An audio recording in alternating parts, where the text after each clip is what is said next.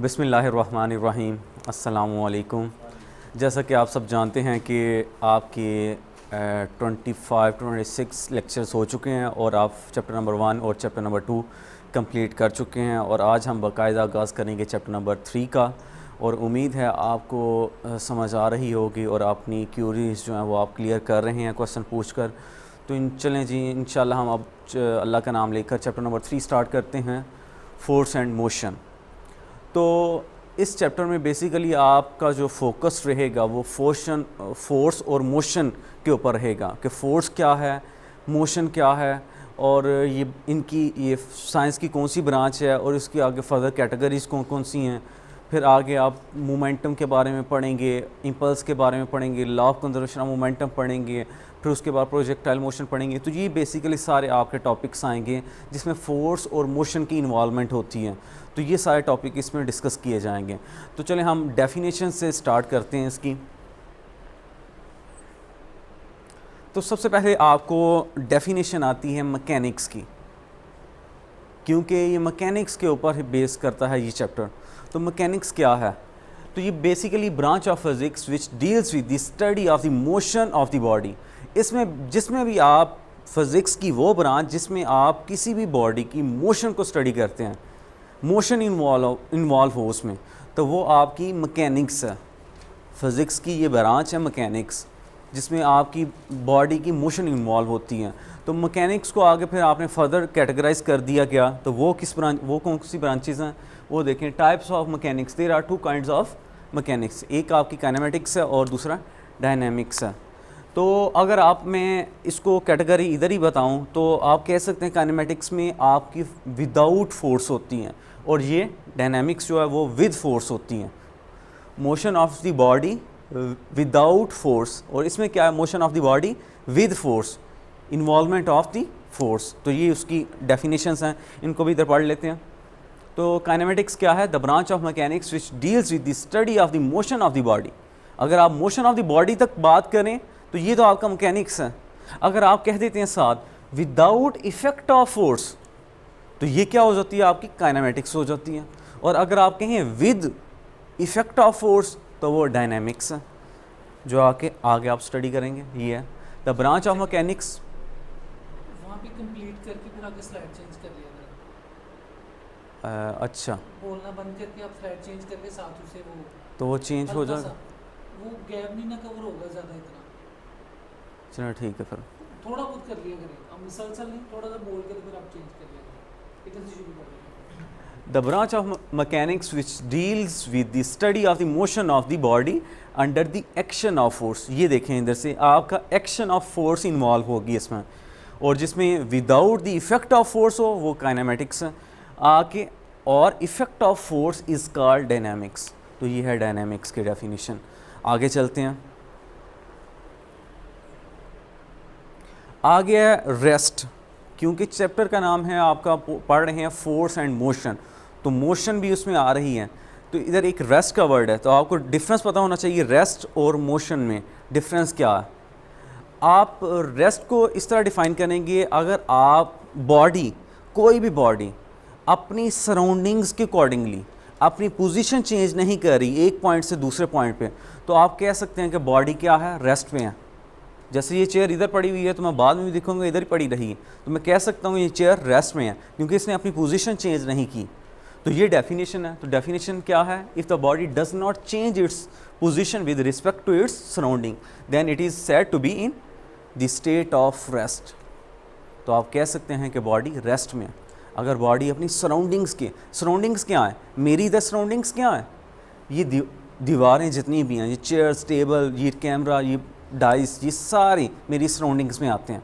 अगर मैं अपनी सराउंडिंग्स के अकॉर्डिंगली अपनी पोजीशन वेरी नहीं कर रहा from one point to another point, तो मैं कह सकता हूँ I am in the state of rest. तो मैं अब रेस्ट की हालत में होऊंगा। अगर आगे चलते हैं, अब मोशन क्या है, मोशन को देखते हैं। मोशन क्या है? तो आपकी जो रेस्ट की डेफिनेशन थी उसमें आप माइनर सा चेंज करेंगे तो आपकी मोशन की, अगर आपकी बॉडी अपनी सराउंडिंग्स के अकॉर्डिंगली अपनी पोजीशन चेंज करे तो आप कह सकते हैं कि बॉडी मोशन में। If the body change its position with respect to its surrounding, then we can say that body is in the state of motion. तो ये definition लिखी है, if the body change its position with respect to its surrounding, then it is said to be in the state of motion. आगे चलते हैं. अब ये एक इम्पॉर्टेंट पॉइंट है और इसके ऊपर हमारी डिस्कशन होगी. वो आप चैप्टर नंबर 19 सेकेंड ईयर में चैप्टर पढ़ेंगे, उसमें इसके ऊपर डिटेल डिस्कशन है रिलेटिव मोशन के बारे में. तो ये उसी के ऊपर एक पॉइंट है आपका. वो क्या कह रहा है कि rest and motion are relative to each other. Are relative, ये इधर इंपॉर्टेंट वर्ड है रिलेटिव. तो ये उधर आपने टॉपिक पढ़ना है, आपका चैप्टर का स्टार्ट इधर से होगा, रिलेटिव मोशन. तो are relative to each other with respect to some different observers. अब ये रेस्ट और मोशन आप हमेशा बताते हैं अपनी सराउंडिंग्स के अकॉर्डिंगली. वो सराउंडिंग्स आपके ऑब्जर्वर हो सकते हैं. आप मुझे बैठकर देख रहे हैं तो आपके अकॉर्डिंगली अगर मैं मोशन मूवमेंट कर रहा हूँ एक पॉइंट से दूसरे पॉइंट में, आप कह सकते हैं कि मैं मोशन में हूँ. लेकिन आप रेस्ट पर बैठे हुए हैं, रेस्ट पर बैठ के मुझे ऑब्ज़र्व कर रहे हैं, तो ऑब्ज़र्वर जज कर रहा है कि मैं मूवमेंट कर रहा हूँ या नहीं कर रहा. इसी तरह कितने सिनेरियोज़ ऐसे हैं, जैसे फॉर एग्ज़ाम्पल मैं एक ट्रेन के पास खड़ा हूँ, ट्रेन के अंदर दो बंदे बैठे हुए हैं चेयर्स के ऊपर. वो आपस में एक दूसरे के अकॉर्डिंगली रेस्ट पर हैं क्योंकि वो मूवमेंट नहीं कर रहे जो ट्रेन के अंदर हैं. लेकिन अगर मैं ट्रेन के बाहर नीचे खड़ा हुआ हूँ, मेरे अकॉर्डिंगली ट्रेन मोशन में होगी और उनके अकॉर्डिंगली मैं बाहर हूँ. तो ये आपका सिनेरियो चेंज हो रहा है रिलेटिव मोशन के अकॉर्डिंगली, कि मेरे अकॉर्डिंगली वो कुछ उनकी स्टेट डिफरेंट है, उनके अकॉर्डिंगली उनके आपस में डिफरेंट है, उनके अकॉर्डिंगली मेरी स्टेट डिफरेंट है. तो ये इस तरह फिर कंक्लूजन क्या निकलता है कि rest and motion are relative to each other. वो रिलेटिव. आगे चलते हैं. तो डिस्टेंस, तो ये एक शॉर्ट क्वेश्चंस हैं. ये जितनी भी आपके साथ मैंने स्लाइड्स अभी तक शेयर की हैं, ये बुक के ऊपर आपको एक भी स्लाइड नहीं मिलेगी. ये आपकी बेसिक कंसेप्ट्स थे जो क्लियर करना ज़रूरी थे इस चैप्टर की अंडरस्टैंडिंग के लिए.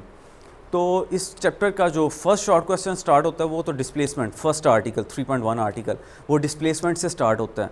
लेकिन उसको डायरेक्ट स्टार्ट करते तो आपके कंसेप्ट्स क्लियर नहीं थे उन्हें जो आप पढ़ के आए हैं, ये मे बी आपने इग्नोर कर दिया उनको. तो उनका डिफरेंस बता के मैं आगे चलूँगा. तो डिस्प्लेसमेंट से पहले आपको डिस्टेंस का पता होना चाहिए, क्योंकि ये आपको शॉर्ट क्वेश्चन ऐसे भी आ सकता है. Differentiate between distance and displacement. Distance क्या है और डिस्प्लेसमेंट क्या है. तो यहाँ सबसे पहले मैं डिस्कस करने लगा हूँ डिस्टेंस को. तो डिस्टेंस क्या है कि आपकी बॉडी जो टोटल पाथ कवर करती है एक पॉइंट से दूसरे पॉइंट के ऊपर आने के लिए, वो आपका फासला जो है वो डिस्टेंस कहलाता है. The total path covered by a body from one point to another point is known as distance. और डिस्प्लेसमेंट क्या है? The shortest distance between two points is known as displacement.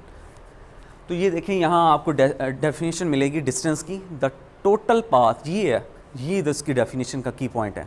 The total path covered by the body is known as displacement.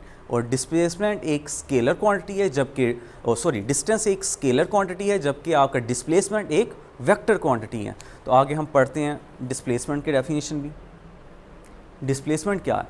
The change in position of the body from the initial position to the final position is called displacement. ये इसको आप कह सकते हैं shortest distance between two points.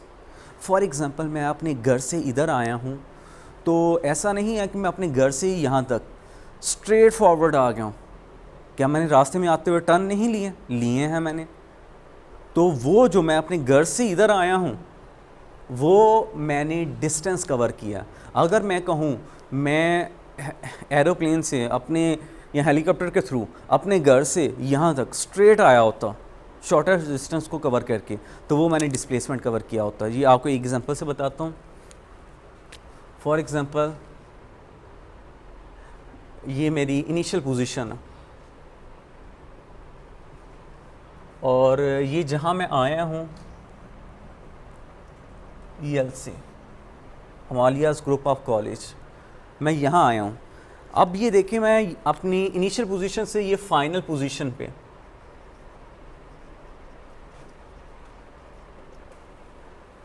रास्ते में turns भी मैंने लिए हैं, तो मैंने ऐसे कवर करके इधर कभी लेफ़्ट और राइट ऐसे फिर इधर आया।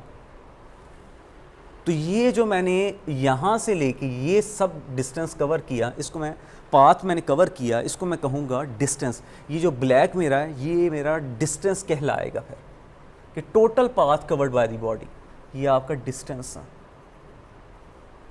ये दोनों टर्म्स डिफरेंट हैं।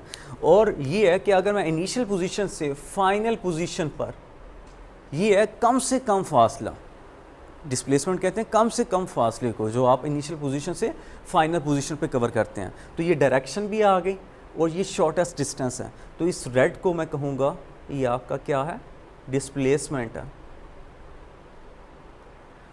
डिस्प्लेसमेंट। और डिस्प्लेसमेंट एक वेक्टर क्वांटिटी है और इसका यूनिट दोनों का, डिस्टेंस का भी और डिस्प्लेसमेंट का, वो मीटर ही होता है। तो ये थे कुछ कंसेप्ट्स। फॉर एग्जांपल आपकी इनिशियल पोजीशन मैं इसको कह दूं ये R1 है और ये आपकी फाइनल पोजीशन R2 है।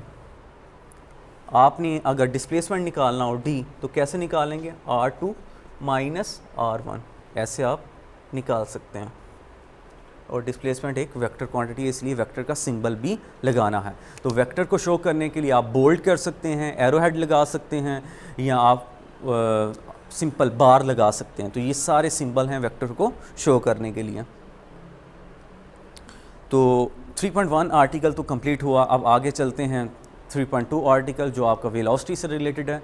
अब वेलोसिटी क्या है, वेलोसिटी को स्टडी करने से पहले आपको एक और क्वेश्चन इधर आता है, क्योंकि बुक के ऊपर आपको वेलोसिटी का आर्टिकल मिलेगा लेकिन स्पीड का आर्टिकल नहीं मिलेगा। अगर आप 9th स्टैंडर्ड में जो पढ़ के आए हैं तो वहाँ पहले स्पीड को डिस्कस किया गया, फिर वेलोसिटी को डिस्कस किया गया, लेकिन इधर नहीं है फर्स्ट ईयर में। उनके माइंड में यही है कि आपको वो चीज़ आती है, वो आपके कंसेप्ट्स क्लियर हैं। तो यहाँ क्वेश्चन आ सकता है, differentiate between speed and velocity. Speed और वेलोसिटी में क्या डिफरेंस है? तो यहाँ मैं आपको डिफरेंस बताता हूँ। अगर आपने कहा the rate of change of distance per unit time, rate of change of distance of a body is known as speed. जो आपका डिस्टेंस के अकॉर्डिंगली चेंज आएगा, टाइम का डिस्टेंस के अकॉर्डिंगली चेंज, वो आप स्पीड कहेंगे उसको। The rate of change of displacement of a body is known as velocity. यानी डेफिनेशन में एक वर्ड बस आपने चेंज करना है। अगर आपने rate of change of distance लगाया तो वो स्पीड है, अगर rate of change of displacement किया तो आपका वो वेलोसिटी है। स्पीड एक स्केलर क्वांटिटी है, आपकी वेलोसिटी एक वेक्टर क्वांटिटी है। यूनिट दोनों के सेम है, फार्मूला में भी माइनर सा चेंज करना है आपने। तो आपका जो यूनिट है वो मीटर पर सेकंड है, डिमेंशंस भी इनकी सेम है, LT-1। तो डेफिनेशन क्या है, the rate of change of distance, ये है कीवर्ड। अगर आपने डिस्टेंस यूज़ किया तो वो स्पीड है। Rate of change of distance of a body is called speed. The distance moved by a body per unit time, ये सेकेंड डेफिनेशन दी हुई है आपको, इज़ कॉल्ड स्पीड। और स्पीड का फार्मूला क्या है, distance covered over time taken. Distance covered, जो उसने डिस्टेंस कवर किया होगा वो ऊपर, टाइम टेकन वो नीचे, तो इससे आपको स्पीड निकल आएगी। तो ऐसे यूनिट इसका भी मीटर पर सेकंड है और वेलोसिटी का भी मीटर पर सेकंड है। डिमेंशंस LT-1 है, LT-1, और ये एक स्केलर क्वांटिटी है। अब वेलोसिटी के ऊपर चलते हैं। तो वेलोसिटी में ये देखें, इधर बस आपने ये वर्ड चेंज किया, इधर पहले डिस्टेंस था, अब क्या आ गया, the rate of change of displacement of a body is known as displacement. The displacement move by a body per unit time is called velocity. और इधर फार्मूले में पहले था स्पीड के फार्मूले में डिस्टेंस कवर्ड, अब इधर क्या आ गया, displacement covered over time taken. तो इसमें आगे यूनिट उसका मीटर पर सेकेंड, और ये एक वेक्टर क्वांटिटी है, और आगे उसकी डिमेंशंस भी LT-1 ही है। आगे हम डिस्कस करते हैं types of velocity. Types of velocity कि वेलोसिटी की कितनी टाइप्स हैं और कौन कौन सी हैं। तो यहाँ हम जो डिस्कस करेंगे, सबसे पहले आपकी एवरेज वेलोसिटी है, इंस्टेंटेनियस वेलोसिटी है, फिर उसके बाद आपकी यूनिफॉर्म वेलोसिटी है, फिर उसके बाद नॉन यूनिफॉर्म वेलोसिटी है। नॉन यूनिफॉर्म वेलोसिटी को आप वेरिएबल वेलोसिटी भी कहते हैं। तो ये हम आप वन बाय वन इनकी टाइप्स को डिस्कस करेंगे। तो सबसे पहले आती है एवरेज वेलोसिटी। एवरेज वेलोसिटी क्या है? एवरेज वेलोसिटी में आपने टोटल जो आपका डिस्प्लेसमेंट है ना, वो आपने जितना भी कवर किया है वो ओवरऑल आपका rate of change of displacement जो है वो ऊपर, ओवर आपका टाइम टेकन नीचे, चेंज ऑफ टाइम जितना भी है वो आपका नीचे। तो इससे आपको जो वेलोसिटी मिलेगी उसको आप कह सकते हैं average velocity. The ratio between the total displacement ऊपर और आपका टोटल टाइम टेकन वो नीचे, और इससे क्या आ जाएगी आपके पास? एवरेज वेलोसिटी आ जाएगी। और इफ़ डेल्टा डी जो है ना इधर, ये आपको शो कर रहा है चेंज ऑफ डिस्प्लेसमेंट, और डेल्टा टी आपको शो करेगा change of time. Delta change को रिप्रेजेंट करता। Then the average velocity, average को आप ये देखिए इधर लिखा हुआ, ये वी मीन्स एवरेज और V velocity means average velocity. इस सिंबल से आपको आइडिया हो जाएगा ये किस वेलोसिटी को मैं डिस्कस कर रहा हूँ। तो ये एवरेज वेलोसिटी है और उसका फार्मूला ये है। आगे चलते हैं। Uniform velocity. यूनिफॉर्म वेलोसिटी क्या है? अगर body, if the body cover equal displacement in equal interval of time then the velocity is known as uniform velocity. अगर बॉडी ने इक्वल टाइम में इक्वल डिस्प्लेसमेंट ही कवर करके मूव करता जाए आगे, तो आप इस वेलोसिटी को कह सकते हैं यूनिफॉर्म वेलोसिटी। और आगे आपकी आएगी नॉन यूनिफॉर्म वेलोसिटी, जिसको आप वेरिएबल वेलोसिटी भी कह सकते हैं। इफ़ द बॉडी, उसमें आप एक वर्ड चेंज करना है इस डेफिनेशन में, if the body does not cover equal displacement in equal interval of time then the velocity is known as variable velocity और नॉन यूनिफॉर्म वेलोसिटी। या आप कह सकते हैं if the body cover unequal displacement in equal interval of time then the velocity is known as non uniform velocity. तो ये आपके साथ मैंने वेरिएबल वेलोसिटी या इसके आगे ब्रैकेट में लिख लें आप नॉन यूनिफॉर्म वेलोसिटी, वो भी डिस्कस कर दिया। आगे चलते हैं। लास्ट वन आपकी इंस्टेंटेनियस वेलोसिटी। इंस्टेंटेनियस वेलोसिटी क्या? याद रखें ये जो इंस्टेंटेनियस वेलोसिटी है ये इंस्टेंट से निकला है। इंस्टेंटेनियस वेलोसिटी, इंस्टेंट, और इंस्टेंट कहते हैं कि लम्हे को। और आपकी ये वो वेलोसिटी है जो किसी भी पर्टिकुलर मूवमेंट के ऊपर आप उसको मेजर करें। फॉर एग्ज़ाम्पल मैं इधर से सियालकोट से लाहौर जाता हूँ, तो लाहौर जाते हुए मैं कहता हूँ कि जब मैं अहमदाबाद रोड के ऊपर टर्न लेने लगा, उस एग्जैक्ट पॉइंट के ऊपर जब मैं टर्न लेने लगा तब मेरी वेलोसिटी क्या थी, तो जो मैं किसी पर्टिकुलर मूवमेंट के ऊपर अपनी वेलोसिटी को मेजर कर रहा हूँ, डिटरमाइन करने की कोशिश कर रहा हूँ, तो वो वेलोसिटी हो जाएगी इंस्टेंटेनियस वेलोसिटी। तो डेफिनेशन क्या है? The velocity of a body at any particular instant, instant कहते हैं लम्हा, तो of A time is called the instantaneous velocity of a body. तो इसमें आप करते क्या है? इसमें आप लिमिटिंग फैक्टर लगा देते हैं। और लिमिटिंग फैक्टर कौन सा है? Limit delta T approaches to zero. Formula वही है डेल्टा डी ओवर टी, लेकिन इसमें आपने ये लगा दिया limit delta T approaches to zero. और इसमें देखें VINS लिखा हुआ है, तो ये शो कर रहा है ये इंस्टेंटेनियस वेलोसिटी की बात कर रहा है। इंस्टेंटेनियस का इधर से निकला INS, तो ये आपने इधर लिखा INS, इंस्टेंटेनियस वेलोसिटी। तो इससे आपको आइडिया हो जाएगा कि किस टाइप की, किस वेलोसिटी को वो डिस्कस कर रहा है। तो अब कुछ इंपॉर्टेंट पॉइंट इस आर्टिकल से रिलेटेड वो हम इसको सम अप करते हैं।